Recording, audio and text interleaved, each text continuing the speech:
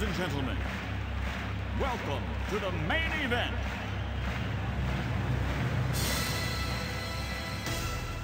Sandy VCAL PD presents the Sports Corner Podcast. Let's get ready to rumble!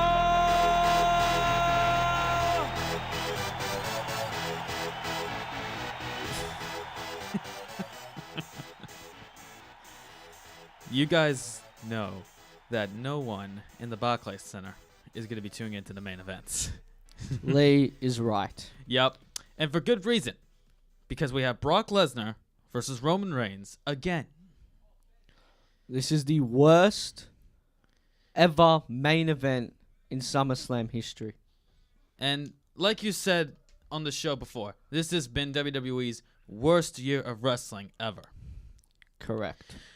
And for plenty of good reasons. Though NXT has had a great year, as always. NXT is continuing to show why they are the A show.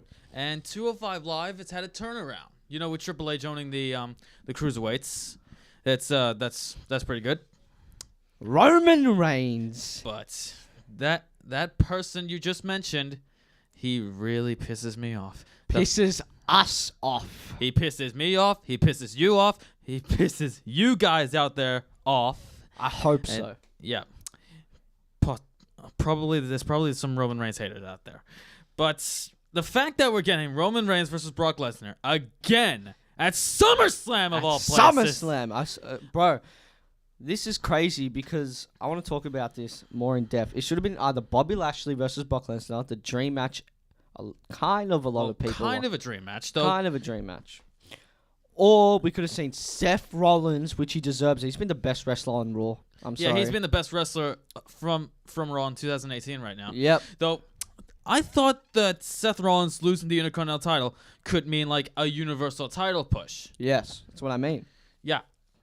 But let's just hope Kevin Owens beats Braun Strowman. He becomes Mr. Money in the Bank. Bang. Kevin Owens cash in. New Universal Champion. Anyways, we'll rant a little bit more, but Yeah, I'm going to tell you the timetable for tonight. So, we have the Raw review, as Leigh's going to do, and then the SmackDown review, as me and Leigh are going to do today, because he has a topic to talk about. We won't talk about it right now, but later on the show, we will. And I've got 205 Live, and for the first time ever on this podcast, we're going to be reviewing an Impact Wrestling show. Slammiversary. And I watched that pay-per-view, and I was like, my God, this is the best pay-per-view they've ever Sorry, pulled off. before I add the more bits of the timetable for the podcast, I got to say, I watched TNA for 8 years now, and I've seen the show go down high. When AJ was in there with the aces and eights, I loved that angle. Everyone hated it, but I loved it personally. Where Hulk Hogan was there with Immortal and Fortune 4 and all that stuff. TNA, with this pay-per-view, they've took over the ratings. They've blew us away. And I think we should be tuning into more Impact Wrestling because of that one show. You know, I'm going to make a promise to you guys. We are going to have a special next week show as me and Leigh are going to review the newest TNA Impact episode. We are shaking on it right now. We are going to Absolutely, yeah. We're going to watch it together when we are free on lunch. We're going to watch it all, and we're going to analyze it, and we're going to talk about it on the podcast. But for now, the timetable is... So I said Raw, SmackDown, 205 Live, Slammiversary, and of course the best part of the show, the E&L segment. We are going to be talking about the top 5 best SummerSlam matches. And as well, we're going to be talking about a really, really nice topic. And especially the rumor mill today will be with me as well. We are going to do the rumor mill. But now let's start off the Raw review with Leigh. All right, then. I really wish that we didn't start this off. I wish we'd start off the rumor mill. Though, all right, we'll get to Raw. So, Raw started off your casual bullshit, Roman Reigns. And then he wants Brock Lesnar. He doesn't care about the Universal title. And then all of a sudden, Paul Heyman comes out and says to the WWE Universe and to Roman Reigns that Brock Lesnar was in the building. Didn't want to show up for a fight. And man, this absolutely turned me off after this one segment. Reigns was gonna make Brock Lesnar his bitch. Making Brock Lesnar his bitch. Is there any reason for this? No. He said this himself on Raw. Not me, Edan. He said it himself on Raw. I didn't. Baron Corbin versus Finn Balor. Corporate Corbin, I should say. This is a horrible angle, and we're going to speak about it. Why is Baron Corbin a constable? This is annoying. Why is he bald? Why did he decide to shave off his hair? Why did he decide to become the constable of Raw? I like the lone wolf style Baron lone Corbin. wolf Baron Corbin from NXT. This Baron Corbin is an absolute joke. When I had of a character. WWE 2K18, I still do. I was playing it on my PlayStation 4 Universe mode, and I put Baron Corbin as a WWE champion to beat AJ Styles at WrestleMania. Wow. And he should be WWE champion for good reason. I think it should be the Universal. Imagine Corbin and Lesnar. Yeah, Corbin and Lesnar. But what does WWE do? Make him a constable and putting Finn Balor. Yeah, putting him as a jobber and putting Finn Balor in a child in a baby's house. You know, like from last week's Raw. Moving Finn Balor's stuff into like some sort of kiddie house. Yeah, I saw. It's so stupid. Yeah, what in the hell is going on here? Baron Corbin needs to do something. He needs to fix it. Move to Ring of Honor. Yeah. Simple as that. Alicia Fox versus Natalya. And Ronda Rousey was in Natalya's corner. And Alexa Bliss in Alicia Fox's corner. And for this, I must say, what kind of a relationship does Alicia Fox and Alexa Bliss have? Like, I don't get it. Like, why is Alexa Bliss in Alicia Fox's corner, even though they barely had any kind of interaction with each other for the past year? Though, yeah, Alicia Fox won. I didn't give a stuff about this match. Elias was interrupted by Bobby Lashley. And they decided to sing Rockin' Robin. What better way to ruin Bobby Lashley? From Universal Championship contention to singing Rockin' Robin. And Elias releasing his first album. And I did listen to the songs. They were all good, by the way. To singing Rockin' Robin. I was like, oh my god. Rubbing my face together. I just want this show to end. Jinder Mahal versus Braun Strowman. Ended by counted because of Kevin Owens. Don't care. Apollo Crews versus Akam. Apollo Crews versus Akam. There are massive complaints need to be thrown out here. Why is the Authors of Pain still stuck with Titus Catering? Why is Apollo Crews stuck with Titus O'Neil? Who won that match? Apollo Crews. No. Apollo freaking Crews. No way. Yes. Oh my god, this is horrible. How in the hell did WWE get away with this? How in the hell can you mess up the Authors of Pain? I said this all before. Like, how can you mess up, like, Samoa Joe, AJ Styles, Andrade Almas? You know what they should do? But how can they mess up the Authors of Pain? I don't get this. Someone should screw Brock Lesnar over, and the Authors of Pain are the ones to do it. Oh, yes. I like that. Yes, I'm with you there. The Authors of Pain with Roman Reigns Imagine what those three would do as heels. They would destroy everyone in the Raw roster. everyone. I mean Yes. everyone. Roman with spears through the barricades. Two of these big monsters just behind them. Man, this would be amazing. Amazing Shield 2.0. I guess it would be called. I don't know. Well, I reckon it as has far the as potential to be better than the Shield. oh, yes. Maybe. Maybe, yeah. Mojo Rawley was insulting the locker room. By Bobby Roode, the most cringiest babyface I've ever seen. That was the worst segment ever. Featuring Bobby Roode. Yes, I'm with you. Bobby Roode has been killed ever since he first arrived on Monday Night Raw. And do you know who Mojo Rawley was insulting during this segment? He was insulting the Ascension, insulting Zack Ryder, and he was insulting Mike Bennett. Wow. Mike Bennett's there. I was surprised that he's still employed there. Like, he's hardly been used once this year. Mike Bennett should be a United States champion. Or Intercontinental champion. I don't think he's better than Dolph, but still, this But guy still, has the yes. potential to be a main event star. Yes, I don't get why WWE is mistreating him. I do not get this. Seth Rollins and Drew McIntyre. It was a good match, especially with Drew McIntyre. Drew McIntyre is a beast on Raw. Who won this match, Leigh? Seth Rollins by disqualification because of Dolph Ziggler coming in and attacking Seth Rollins. And you know what could have happened? Dean Ambrose could have come in.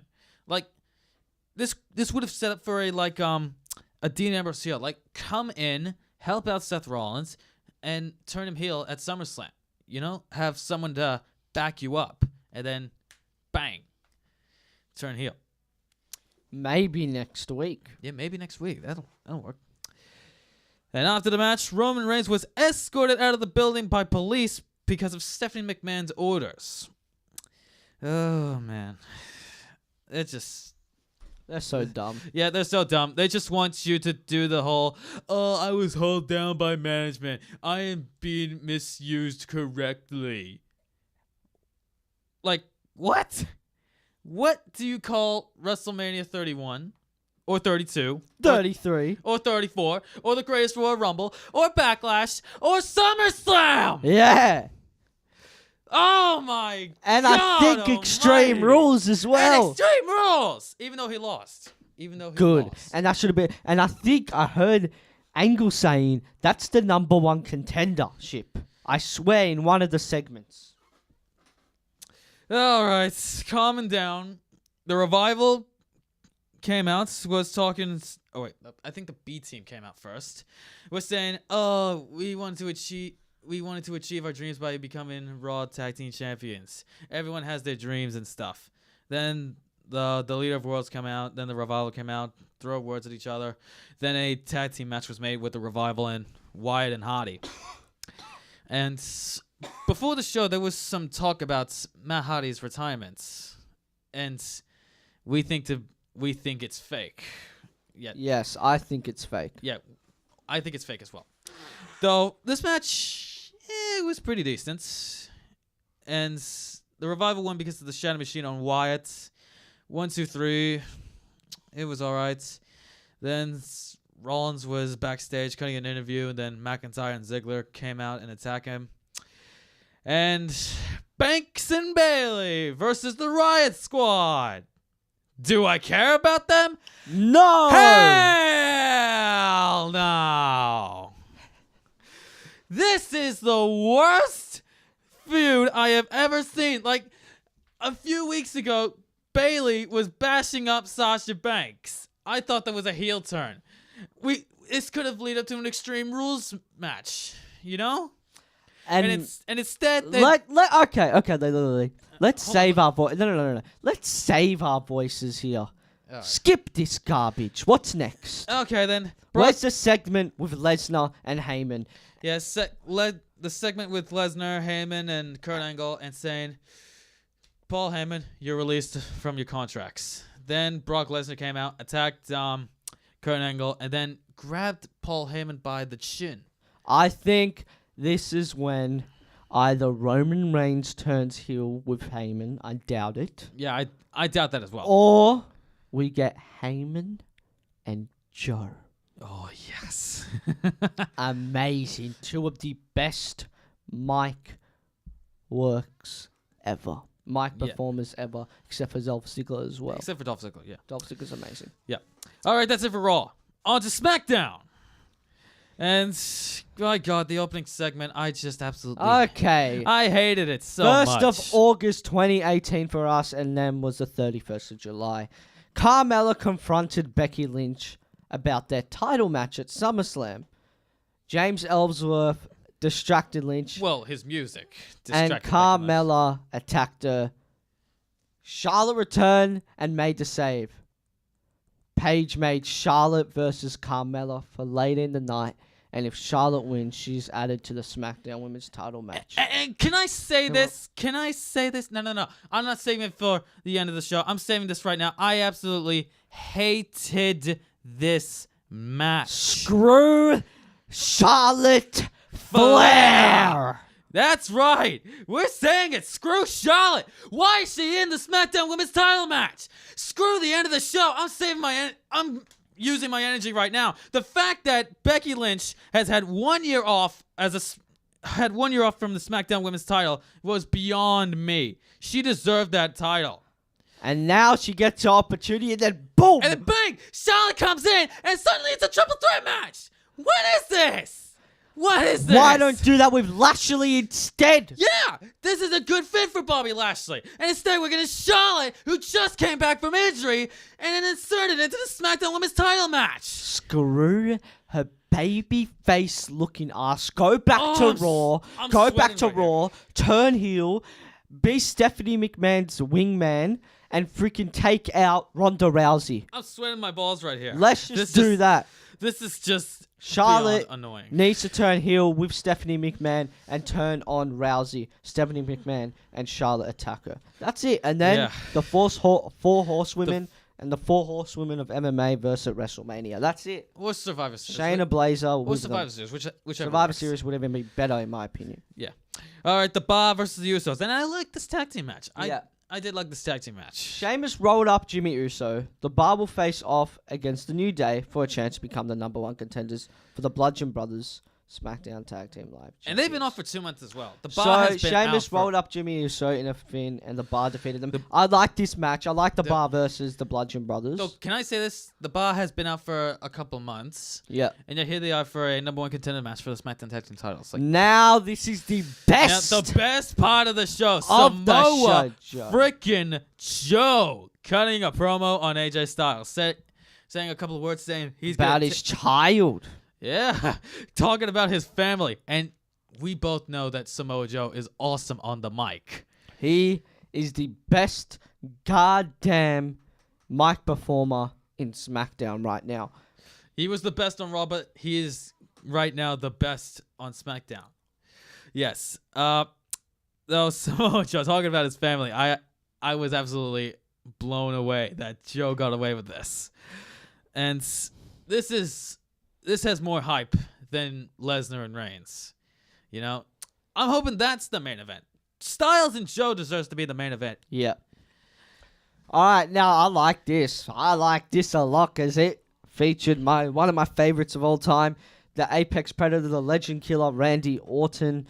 Jeff Hardy cut a promo on what it means to be the US champion. He was talking, blah, blah, blah, no one cares. And then Randy Orton and Shinsuke Nakamura came out and attacked Hardy. And then I think Randy poured water all over Jeff Hardy. And did wiping off his face paint. And those white eyelids, they kind of creep me out. Yeah. Though, the face paint, I do like the face paint. I like the armbands. They're my favorite. Yeah. All right. Zelina Vega versus Lana. First, can I say Zelina Vega looks great in the ring? I do not like Lana, by the way, just letting you know. Though Lana's better than Charlotte. I prefer What? Lana. Yeah, I'm saying this right now.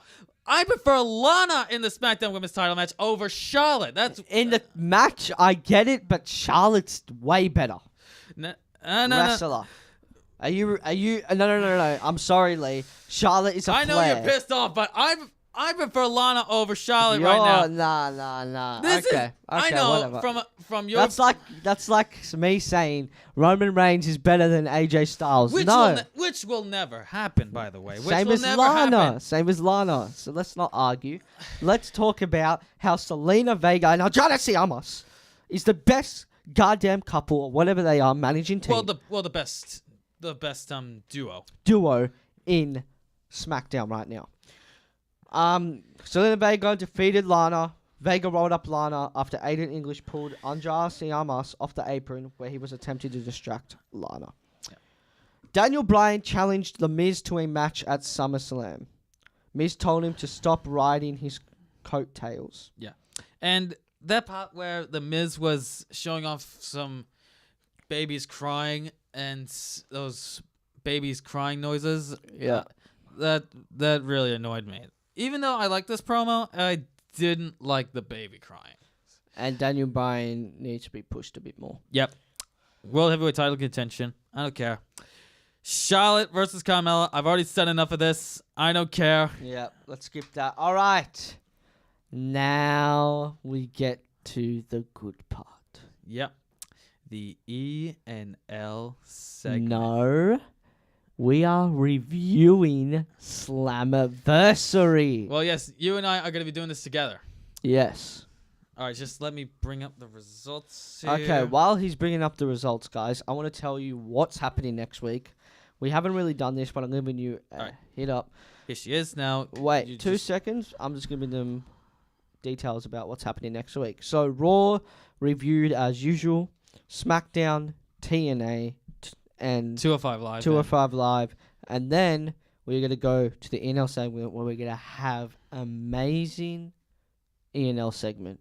The ENL segment will feature a lot of stuff. We'll tell you maybe later. We'll see.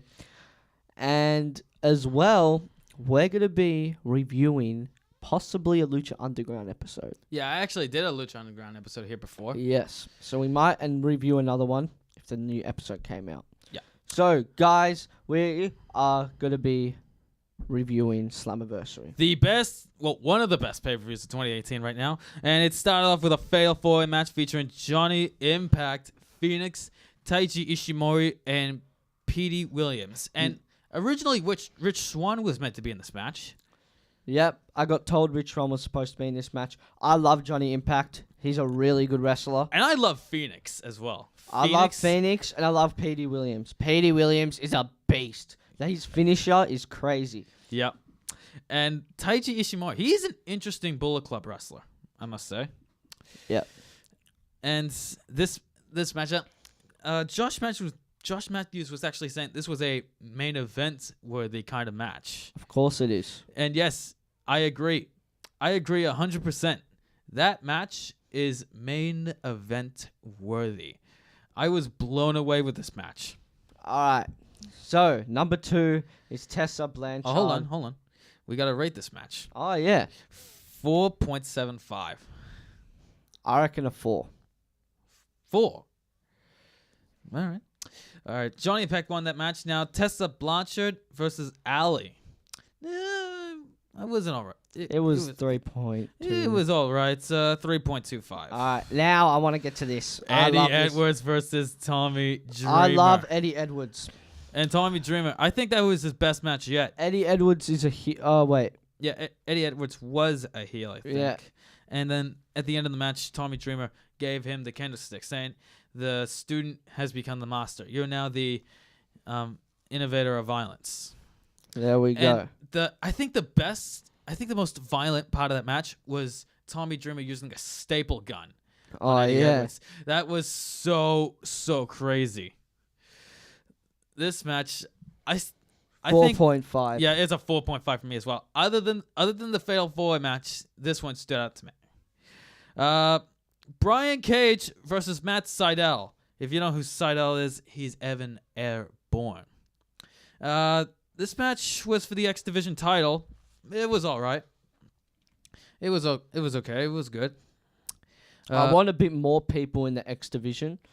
I'm not really liking these two, but we'll see later. Though yeah, we'll see as in the next Impact yeah, Wrestling episode. Yeah. The Brian Cage won. He's the new X Division champion. It's 3.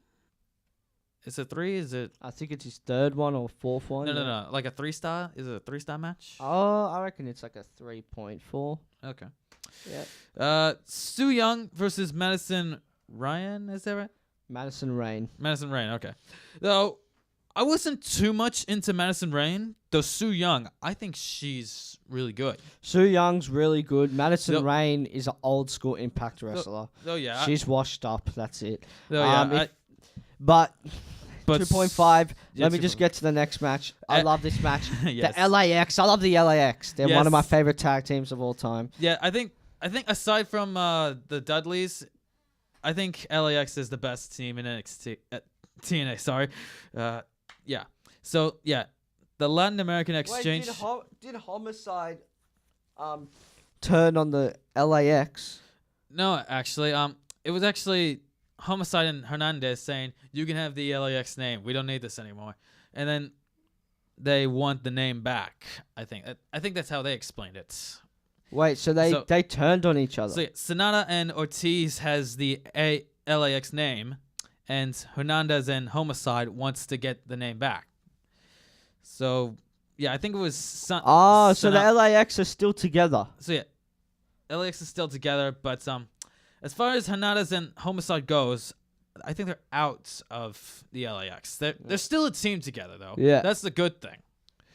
And this match, aside from the Fatal 4-Way and the House of Hardcore rules match, this was the best out of them all. Yes.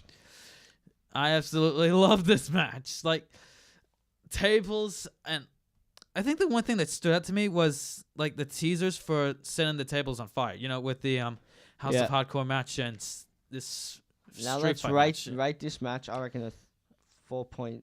4.4 for me. All right. And number 7, Pentagon Jr. I love him. Yep. And Sami Callihan, also known as Solomon Crow from NXT. Yep, I love Pentagon Jr. Yep, these two in the ring together were insane. Yep, this gives a 4.8. Yep. I'm sorry. No. 4.8. I agree with you. This match was crazy. And Moose versus Austin Aries. Yuck, I don't like Moose. I love Austin Aries. But on the other hand, this was Moose's best match, yes. in my opinion. Yes, definitely. This was Moose's best match. It was his first time for an Impact Wrestling title, or World Heavyweight title, I think. I don't know.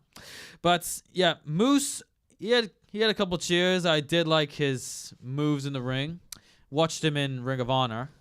And he was okay down there. But I think with this match alone, I think he's on the rise. I think Moose will be hopefully one of Impact Wrestling's next big stars.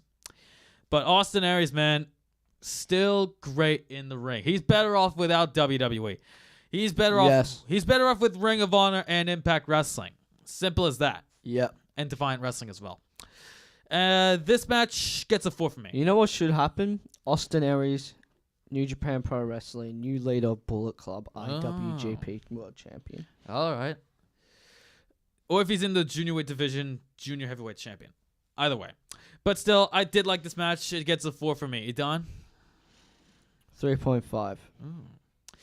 All right. That does it for Slammiversary. One of the best pay-per-views of 2018. But in my opinion, it doesn't best Wrestle Kingdom 12 and Dominion. Those two are two of the best pay-per-views this year, but I think Slammiversary reaches number 3. It reaches the 3rd best pay-per-view this year. 205 Live. Last night, I did... yes. 205 Live. Leigh review.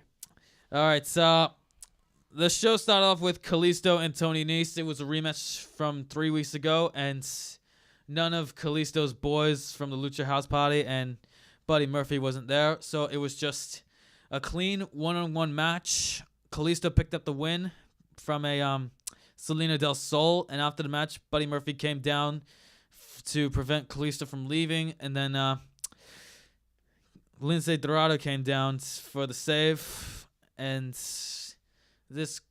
I am too lost with the Lucha House Party. Like, I love Grand Metalik. Don't get me wrong. That kid is deserving a cruiserweight title. I love him. but I think he's better off without the Lucha House Party. That's just me. The contract signing with Drew Gulak and Cedric Alexander.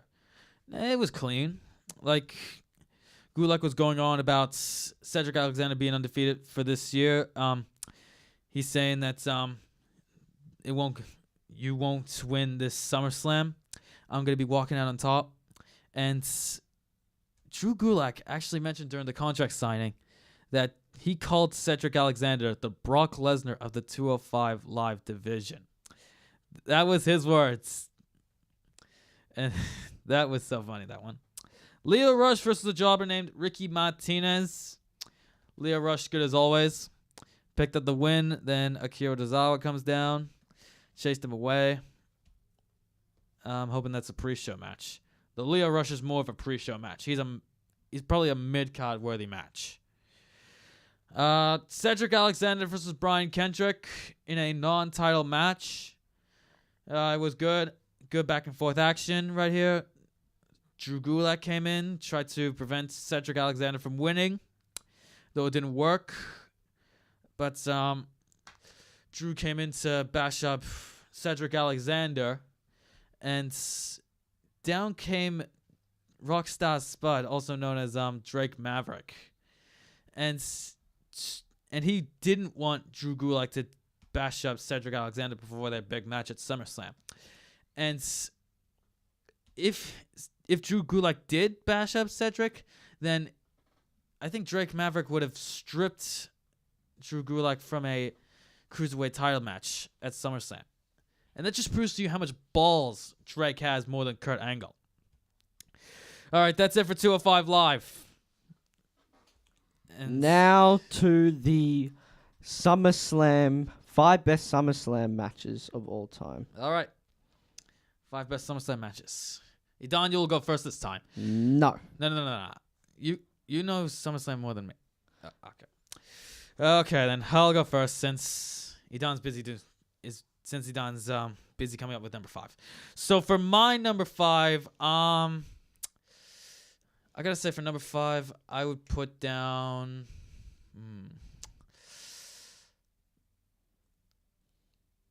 I would say that Hell in a Cell match with The Undertaker and Edge. That feud kept going after One Night Stand 2008, and after The Undertaker had some time off, Vicky Guerrero reinstated The Undertaker and booked him in a match with Edge. And I liked Edge's character before SummerSlam. Like, he was this chaotic maniac Edge. Like, that was the Edge that I absolutely liked before heading into SummerSlam. Okay, well, my 5th favorite SummerSlam match of all time is CM Punk versus Brock Lesnar. All right. I like that match a lot. It was really good. And yeah. Okay, then. For my number 4, I would have to say New Day versus the Usos, 2017. Even though it was a pre-show match, it still deserved to get mentioned. It still deserved to be mentioned. Okay. A pre-show match takes number 4. On to you. Well, for me, number 4 is Kurt Angle versus Stone Cold Steve Austin, 2001. This was such a good match. I remember Stone Cold freaking like dying his ass off, like trying to win this match. Kurt Angle was trying to do everything. The referee was like really bad, the Nick Patrick guy. All right. So yeah, it was a big match. Okay, then. For my number 3, I'll take John Cena versus AJ Styles, 2016. Ooh. Oh, there's some others up there, Edan. Though, with Styles and Cena throughout 2016, it was one of WWE's best feuds yet. Aside from The Rock and Cena 2012, I think this was John Cena's best feud. By far. I did like this match more than the Money in the Bank match. Alright, for my number 3. For my number 3, it will be This is a tough one because I love SummerSlam. But I think I'm going to go with John Cena and Daniel Bryan. All right. I really like The that 2013 SummerSlam. Yeah. All right. So, Leigh, what is your second? So my second, number 2. I would say Booker T versus The Rock. Yeah, that was a good match. Yep. One of Booker T's best returns yet. And it was for the WCW heavyweight title. Booker T was the champion heading into that match. It was WCW and ECW versus WWF, or the Alliance as they went with it. And it was a really good match. Though The Rock went out, says WCW champion, it was still a good match. All right, Edan, you're number 2. I'm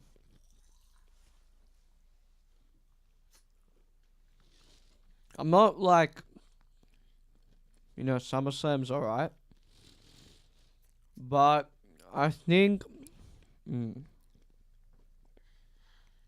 number 2. I think Brock Lesnar versus The Rock. Oh. Lesnar and Rock, all right. I really like that match. Brock Lesnar won deservedly. That was when he was like in his prime.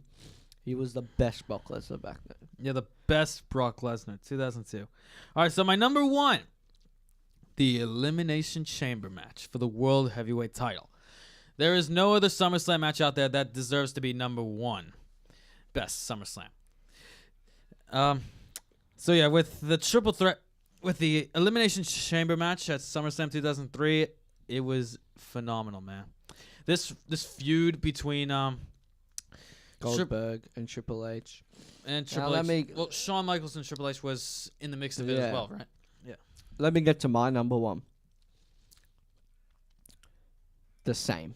Because that was my biggest childhood memory. Seeing Goldberg spear Chris Jericho through that freaking plexiglass. Yeah, plexiglass, I think it was, yeah.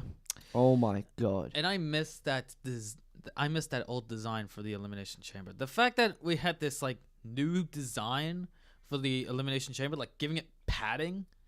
You're not calling it like the most destructible cage, right? Yeah. I don't like the new design. It does look creative, but get rid of the padding. Though I agree. Though let's throw in some honorable mentions and dishonorable mentions. I'll throw in my dishonorable mention first. I'll throw in Hulk Hogan and Shawn Michaels. As much of a dream match it was horrible. Yes, it was bad. I don't know. It was because of Shawn Michaels. Yeah, Shawn Michaels overselling Hulk Hogan's moves. He did it on purpose.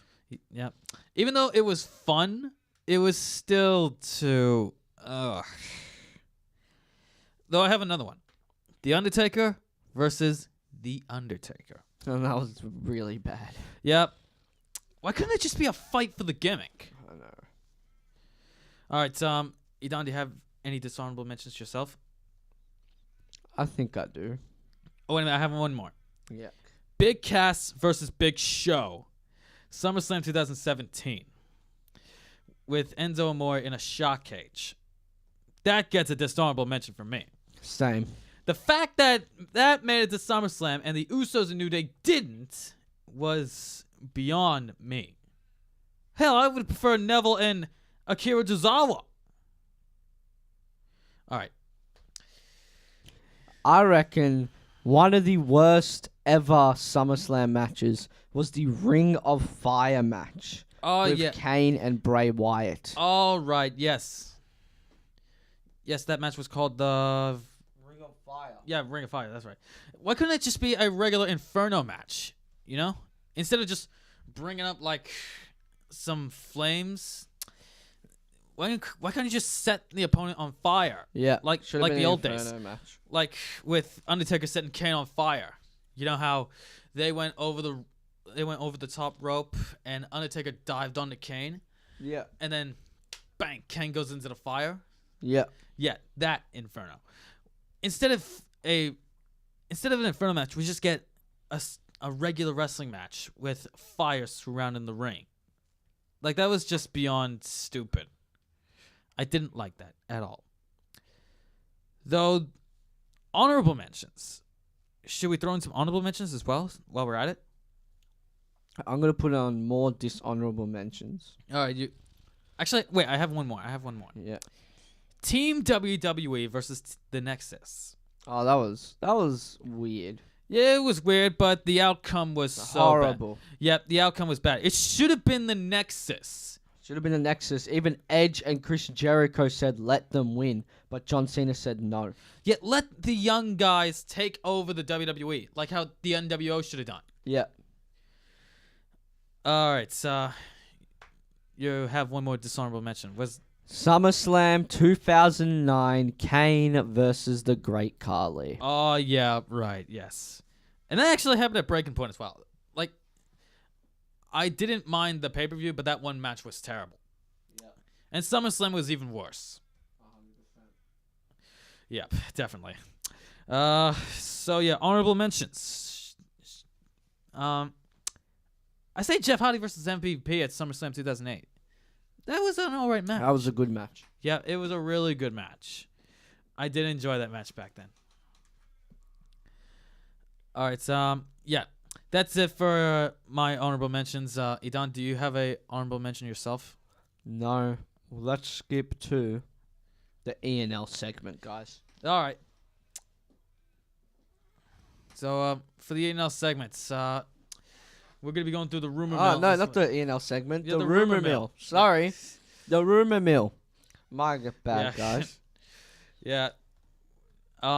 Okay, so we found out this week that Brian Christopher and Nikolai Volkov passed away. Yep, rest in paradise. Yep. Rest in paradise. Along with Vader as well. He passed away.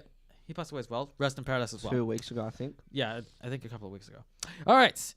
So, in the Wrestling Observer newsletter, Dave Meltzer writes that Ring of Honor is now trying to book CM Punk for the Madison Square Garden show next year, but he has told those close to him that he doesn't have any interest in doing professional wrestling. Now, I would love CM Punk back in Ring of Honor.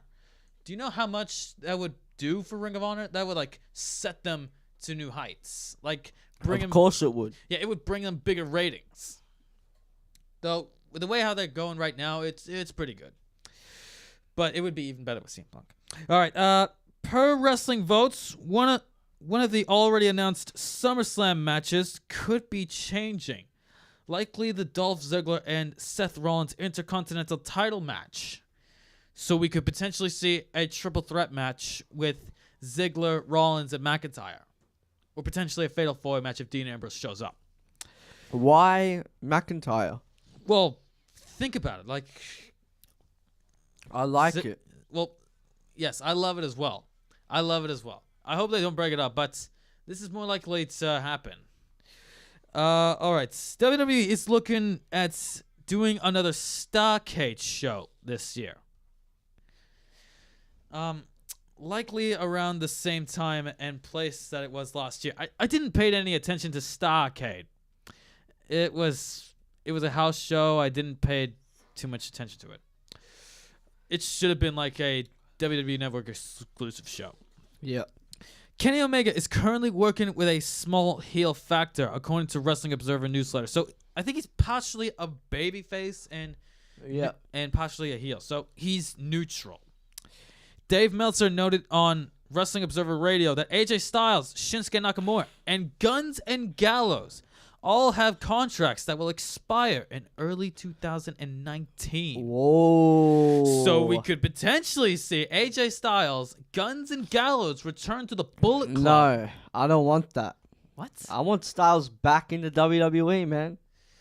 Well, think about it. Like, AJ Styles as a babyface doesn't work. Yeah, and if he does get another heel role next year. Though I would love a Bullet Club return for Styles and Guns Why and Gallows. don't the people from New Japan come to WWE? Yeah, that would be pretty cool. Maybe when they expire their contracts, they can convince them. I don't know. We'll see. All right. As it pertains to that New Japan Pro Wrestling has interest in bringing Nakamura back, especially with the recent global expansion push. So, more to that Nakamura Styles Guns and Gallows return. As there's no more said about Charlotte. I'm tired of her. Apparently, Ricochet is helping boost ticket sales on NXT house shows per The Observer. So, NXT house shows is getting more ratings, more positive views because of Ricochet himself. Well, it's a small rumor mill, so not much is said here. And an independent promotion, Combat Zone Wrestling, posted promotional art noting Matt Riddle was heading to WWE. They quickly took it down and changed it. Rumors persist that he's heading to NXT next month. So we could potentially see Matt Riddle head to NXT next month. And Edan, do you have any rumors yourself? Have you been looking through rumors? Yep. Well, I do have one rumor. One of my rumors are Matt Hardy might be retiring. Well, yeah, we saw that earlier. And there's a massive rumor. It's been blowing up everywhere, saying that Dean Ambrose is returning back with Seth Rollins and Chad Gable, and what's his name? Jason Jordan. Yeah. Is coming back, and apparently right now there's more WWE news. I just searched up by now. Split with Heyman singles the end of Lesnar's WWE run. Now, as well, WWE news. Brock Lesnar's next 3 appearances revealed ahead of SummerSlam. Brock Lesnar has been working on a very limited part-time schedule ever since his return to WWE in 2012. Lesnar carried on with the same schedule even when he won the WWE Championship 4 years ago, and still does the exact same thing even though he is the Universal Champion. Therefore, every appearance the Beast makes is considered a special occasion, as the fans also get to see Raw's premier title. According to Cage-Side Seats, the Concours' next 3 appearances will take place on August 13, 19, and 20. More specifically, the Universal Champion will be part of the last episode of Raw before SummerSlam and will also make a televised appearance the night after. Okay, if he makes appearance after, he might have gotten screwed. That could lead to Brock Lesnar saying, "Hey, I want a rematch," or saying, "Hey, F you, I'm going back to UFC." That could lead to whatever you just said. With a appearance after SummerSlam, it could potentially lead to Brock Lesnar saying, "Hey, goodbye, you'll never see me again. You'll watch me on UFC." Or he could win. Oh, yeah, you could win. Whichever works. Or if he's going to make an announcement saying he's going to be going full-time. He does, or full-time. I don't know what Lesnar's going to be doing after SummerSlam. Should we wrap this up? Okay, we'll wrap up the rumor mill now. Leigh, do you want to add to anything? Not much. Not much? Okay, guys. Well, this is the podcast. Sorry, guys. Wrestling has been really boring this week. And last week as well. News. Next week, we'll have a lot of news as well. Yep, we'll be going through Raw, SmackDown, 205 Live, and Impact Wrestling.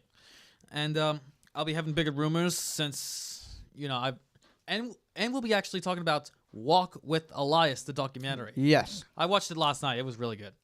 Though, next week, we will be going through it. 2Sweet! Bullet Club for life. Good night.